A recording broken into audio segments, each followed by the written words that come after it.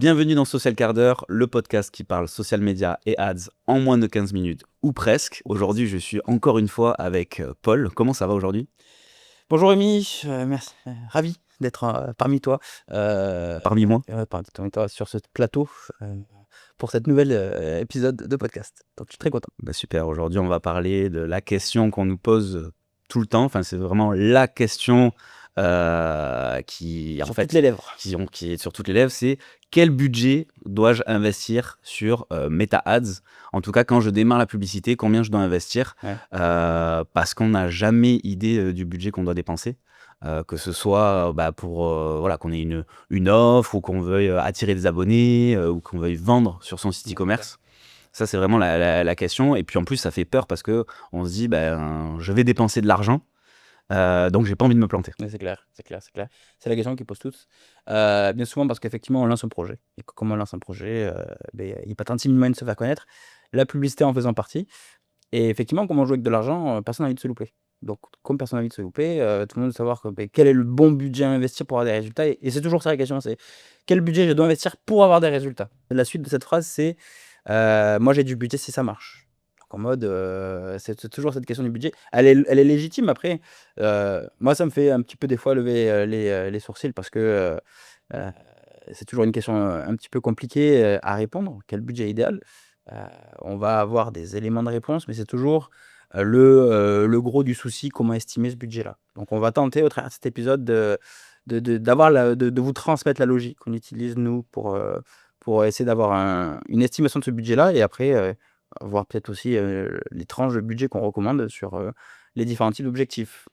Et en parlant d'objectifs, Rémi, c'est le premier point sur lequel on se base pour définir un peu un budget idéal. C'est ça, parce que la réponse en premier, on va dire, c'est que si vous avez jamais testé de faire de la pub, on peut pas savoir à l'avance exactement combien on va falloir dépenser. Après, forcément, par rapport aux objectifs, comme tu dis, c'est que ça va nous coûter moins cher, par exemple, de attirer des abonnés qualifiés sur notre compte Instagram que de vouloir faire une vente. Ouais. Puisque une vente, il va y avoir beaucoup plus de points de friction. On va pas passer à l'achat immédiatement, même si on achète sous le coup de l'émotion, alors que sur une visite de profil, par exemple, ça va nous demander moins d'efforts. En tout cas, en tant qu'utilisateur, je vois passer une pub, j'ai le bouton visiter le profil, si ça m'intéresse, je clique, et derrière, si je vois que le profil est pertinent, si la thématique m'intéresse, je vais m'abonner. Ouais. Alors que, par exemple, si je dois acheter un produit e-commerce qui est à 30 euros, là, je vais un peu plus réfléchir. Ouais, c'est clair, il y a plus d'étapes déjà, les frictions sont plus nombreuses. Bah, pour un peu avoir un aperçu, il faut que la personne elle clique, donc il faut que la pub lui plaise. Il faut que la page se charge. Donc oui, des fois, il y a un petit peu de temps. Il faut que le produit lui plaise. C'est dire: «Est-ce que j'ai envie de l'avoir? Oui, non, bon, d'accord, j'achète». Je mets un jeu au panier. Voilà, au panier, je dois valider le panier. Ensuite, il faut que je me crée un compte pour valider l'achat. J'arrive sur les infos de paiement et Est-ce que ensuite ma carte ouais, est à voilà, c'est ça. proximité C'est ça, je Ouais. dois j'allais chercher les infos de paiement. Alors, suffit qu'il a la carte bleue sur l'autre bout de la pièce et on se dit: «Bon, j'ai la flemme, vas-y, tu sais quoi? Je le ferai demain». Mais bon, allez, on espère que ça achète et il arrive sur la partie de l'achat. Donc là, il y en a quand même 7 étapes de friction et l'objectif derrière, quand on a autant d'étapes, c'est qu'on se dit: «Il faut faire venir un maximum de personnes parce qu'on maximise nos chances d'avoir un résultat final». Hein, c'est un peu la loi des nombres. S'il y a un certain pourcentage de personnes qui fait un achat, il faut avoir derrière, un certain pourcentage de personnes qui viennent et cetera et cetera. Donc sur, 100 personnes qui viennent, il y a peut-être, 50 qui vont ajouter au panier. Sur les 50, il y en a, 25 qui vont arriver sur la page de paiement et sur les 25, peut-être il y en a 2 qui vont acheter 3. Après ça dépend des cas de figure, ouais. C'est un peu l'exemple et donc pourquoi on dit qu'il faut faire venir un maximum de personnes? Parce que le budget va influencer sur le nombre de personnes qu'on va aller chercher, qu'on va toucher au travers de nos publicités et donc forcément, plus on a de budget, plus on touche de personnes, plus on touche de personnes, plus on a de clics, plus on a de clics, plus on a d'ajouts au panier et cetera et cetera et cetera. C'est ça, plus on met de chances de notre côté de aussi, d'aller chercher, plus de personnes et de Ouais, laisser, la place à l'algorithme d'aller ouais. chercher, les personnes qui sont susceptibles d'atteindre votre objectif, donc c'est-à-dire, de soit acheter, soit s'abonner et cetera. C'est ça, donc en règle générale, moi, c'est ce que je dis, la pub, enfin le budget pub va influencer sur le nombre de personnes qu'on va aller chercher. Je mets 100 € avec une campagne de prospect, par exemple, je vais peut-être toucher, que 4 000 personnes. Par contre, la campagne est derrière, elle fait de la répétition, etc. Mais que 4000 personnes touchées, c'est-à-dire que peut-être que si j'avais investi 500 €, j'en aurais eu potentiellement 5 fois plus. Donc, je serais passé de 4 à 16 000, voire 20 000 personnes peut-être. Ouais. Tu Donc vois. une campagne de prospect, par exemple, ça serait je fais une pub pour qu'on fasse une demande de devis, par exemple, Ouais, ou voilà. de m'inscrire Je laisse mes quelque part. Voilà. coordonnées pour être contacté sur un service en particulier. Et c'est un peu le même principe avec les campagnes de vente. On va toucher à relativement peu de personnes. Et ce genre de campagne, après, le budget va aussi influencer la répétition qu'il va y avoir. Donc, on touche peut-être 5000 personnes, mais c'est 5000 personnes de notre cible susceptibles de faire un achat. Et derrière, ça va être diffusé 1, 2, 3, 4 fois dans le mois, par exemple, pour rester en tête. Donc, du coup, le budget va influencer le nombre de personnes qu'on va toucher. Et après, il faut s'imaginer que selon la géographie, c'est-à-dire que si je cible la France métropolitaine, ça va pas me coûter le même prix que si je cible le département de l'Hérault, ou tu vois, par exemple, parce qu'il y a moins de personnes. Et donc, comme c'est un jeu d'enchères, la publicité, plus moyen de personnes, plus les enchères coûtent cher. Donc, du coup, par extension, et si on cible quelque chose de plus restreint, il faudra avoir peut-être plus de budget pour toucher un nombre équivalent de personnes si j'avais ciblé la France métropolitaine. Donc déjà, ça aussi, ça va prendre en compte. Et puis après, moi je dis souvent, bon OK, votre objectif, voilà, par exemple dans le cadre du e-commerce, si la personne elle a jamais vendu son produit, il y a aussi toute cette partie de validation de l'offre par, la cible, par les personnes qu'on va chercher. Parce qu'on a beau mettre du budget, si ça marche pas, ça marche pas. C'est-à-dire qu'on a beau faire la meilleure pub, on peut faire venir un maximum de personnes, on maîtrise tous les coûts, peut-être qu'il y a une couille dans le potage en fait et il y a pas de vente. C'est arrivé une fois, on a eu un client là, je sais pas si tu t'en souviens, il y a quelques années de ça, qui vendait des cosmétiques Oui.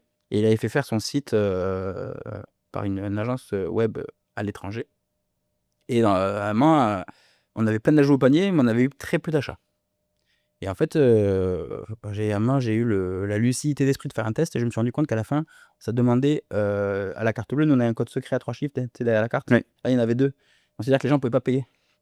Les gens arrivaient sur la page de paiement, on leur demandait un deuxième code et en fait, ils ne pouvaient pas. Donc du C'est coup à ça que sert aussi la pub, c'est-à-dire de se rendre compte aussi c'est ça, ouais. des frictions, de si l'offre fonctionne ou pas, et de se dire mince, il y a peut-être un souci Ouais, et c'est une ça. amélioration à faire sur la page de destination. Ah mais concrètement, c'est ça, hein, c'est-à-dire on avait plein d'ajouts panier, pas d'achat, plein de paiements initiés, donc du coup on savait que ça coinçait quelque part par là.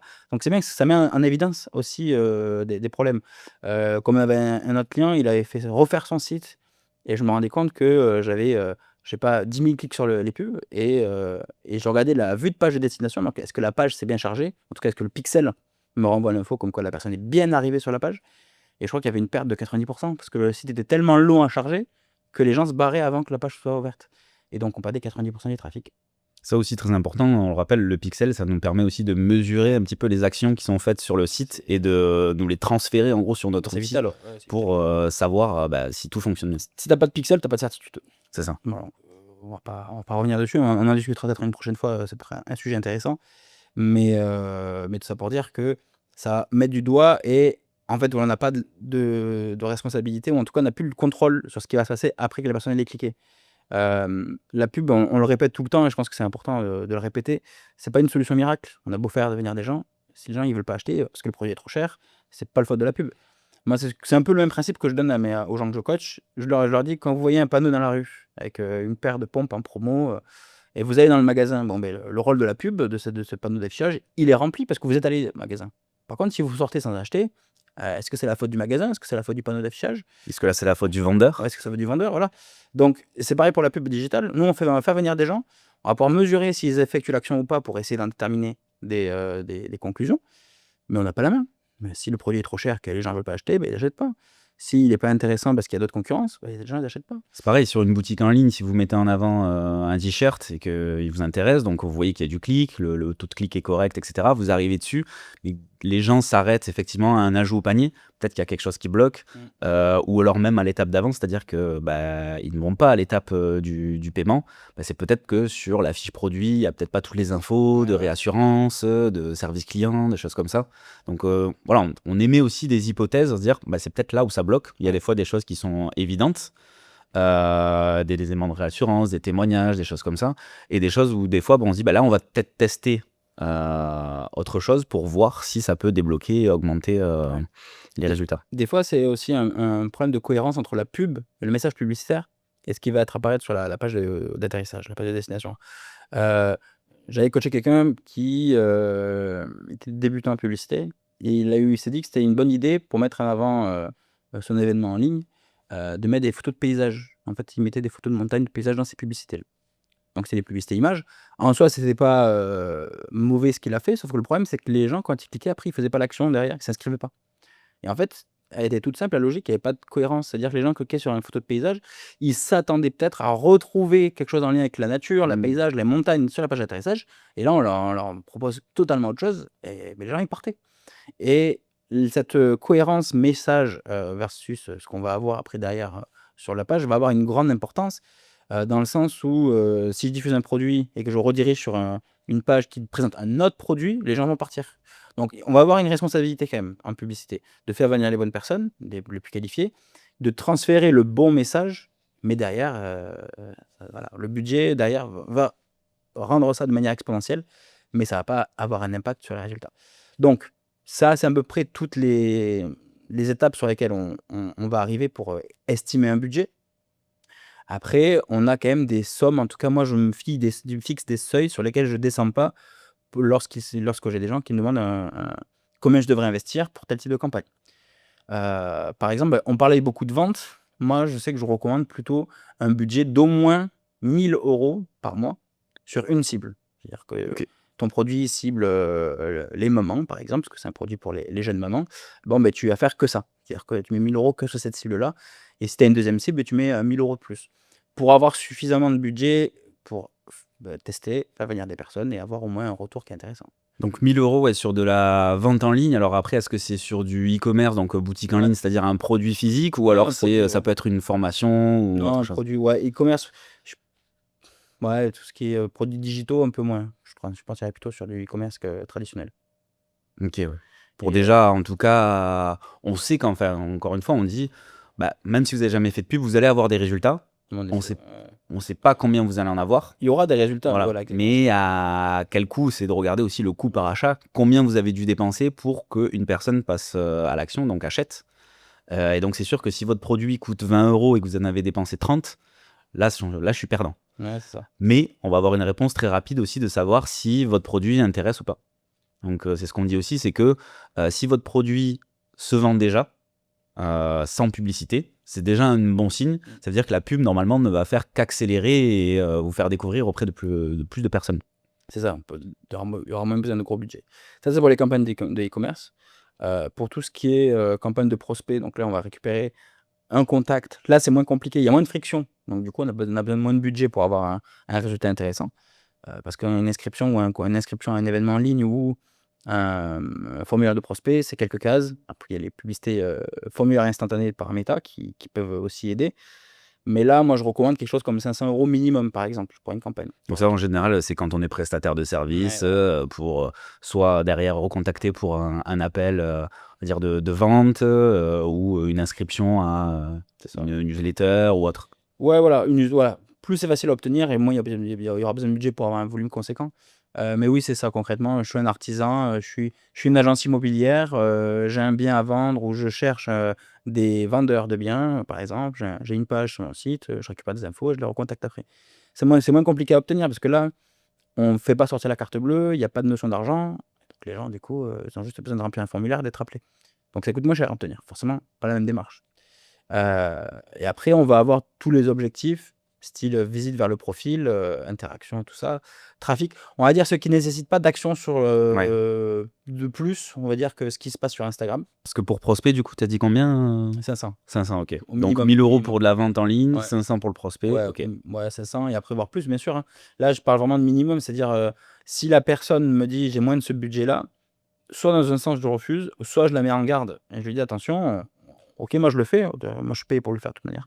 Mais c'est mon devoir aussi, c'est de prévenir que il n'y aura peut-être pas suffisamment de résultats pour que ce soit intéressant pour lui sur la durée, quoi. Oui, c'est vrai qu'en général, bah, on va négocier un peu avec le client en lui disant: «Bah, ouais, 500 €, ça fait beaucoup pour moi». On va lui dire: «Bah, OK, on va peut-être tester un petit peu moins, on Ouais, va peut-être tester, 350, 400 € sur le mois». On ne t'assure pas que ce soit on va dire l'enveloppe, idéale ouais, pour c'est ça. voir que ça fonctionne, mais on va tester avec ton budget, si tu es OK, et on va voir déjà ce que ça donne. Ouais, c'est ça. Voilà, c'est ça, histoire d'avoir des premiers éléments de réponse. Et donc là, il y a deux types d'entrepreneurs, ceux qui sont OK, qui disent ouais, c'est super, on teste. De toute façon, je suis là pour tester et voir ce que ça donne. Et il y a ceux derrière qui disent non, moi j'ai trop besoin de cet argent, je peux pas faire plus, tu vois, ou j'ai pas ce budget-là, j'ai que 200 €, c'est une bêtise. Ouais. Donc là, il faut un petit peu jongler avec. Et après, tout ce qui ne nécessite pas d'action supplémentaire. Là, les abonnés pour récupérer des visites vers le profil, des abonnés, de l'interaction, de la vue de vidéo. Là, on peut avoir des budgets qui sont, entre 100 et 300 € par mois, même comme c'est très facile à obtenir, on peut avoir des bons résultats avec, moins de 500 € de budget, même 300 €, c'est bien, tu vois? 10 € par jour, 300 € de budget, c'est bien. Franchement, pour ce genre d'objectif, c'est des bons montants. Oui, même minimum, allez, si vous commencez, avec 100 € Ouais, c'est pour, bien. la visite de profil, déjà, ça vous permet de prendre un petit peu confiance en la publicité, voir un petit peu les résultats, Ouais, combien ça tester vous tout ça, rapporte de ouais. visites dans le mois, combien de personnes se sont abonnées via la pub, et du coup de se dire: «Bon, bah, OK, ça fonctionne, j'ai eu des abonnés qui peut-être se sont intéressés à mon offre, à mes services», et du coup de se dire: «Bon, ben, là, je vais aller plus loin et passer vraiment sur Ouais, c'est ça. de la conversion un peu plus concrète», donc soit sur la prise de rendez-vous ou carrément de la vente en ligne. Voilà, c'est ça. Et puis après le budget idéal, et on va terminer là-dessus, c'est celui qui, correspond aux besoins de l'entreprise. Parce que, une PME va pas avoir les mêmes besoins qu'une, très grosse entreprise, heu, qui va avoir le plus de budget pour atteindre ses objectifs. Donc, voilà, ça c'est un petit peu, tout ce qu'il faut savoir sur le budget en publicité. Bah, écoutez, on espère que vous avez pu y voir un petit peu plus clair, en tout cas à travers, cet épisode, et puis après, bah, si vous avez des questions, n'hésitez pas à nous contacter, sur notre Voilà, compte, Instagram Social Quart d'heure. voilà, Social Quart d'heure sur Insta. Et peut-être que vous nous voyez déjà sur Insta, donc n'hésitez pas à vous abonner. N'hésitez pas à vous abonner sur Spotify aussi pour ne pas louper nos prochaines sorties. Ou sur, d'autres, Ouais, ou plateformes d'autres d'écoute. plateformes, ouais, voilà. On vous voit ceux qui sont ailleurs. Et puis on vous dit à très bientôt. Le mot de la fin, Rémi? Bah, écoutez, laissez 5 étoiles, 5 à toi, c'était 4 mots, 5 mots. c'est ça. Eh bah, merci et à bientôt pour un prochain épisode. Allez, ciao!